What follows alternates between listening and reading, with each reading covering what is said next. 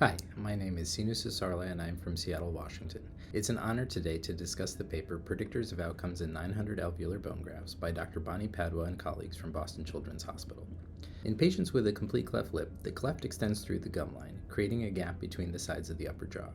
This gap is typically addressed when children are 6 to 9 years of age with a procedure that involves placing bone graft, most commonly taken from the patient's hip, to fill in the defect and then repairing the lining of the nose and the mouth over the graft.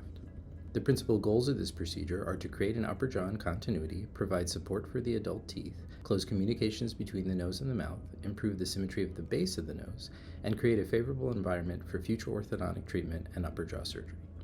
While this procedure is very common in the care of patients with cleft lip, there is a lack of data regarding factors that may result in graft failure.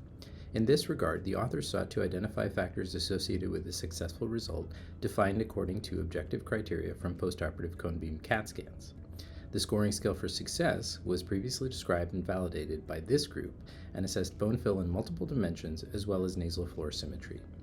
The authors identified multiple factors that could be associated with graft failure: the presence of a tooth within the graft site at the time of surgery, the size of the defect, and the need to surgically reposition a portion of the jaw during bone grafting in patients with bilateral clefts were all associated with an increased risk of graft failure. The presence of a bone bridge across the cleft at the time of initial grafting was a factor that improved the results. Data from this study are helpful for surgeons and teams that care for patients with cleft lip.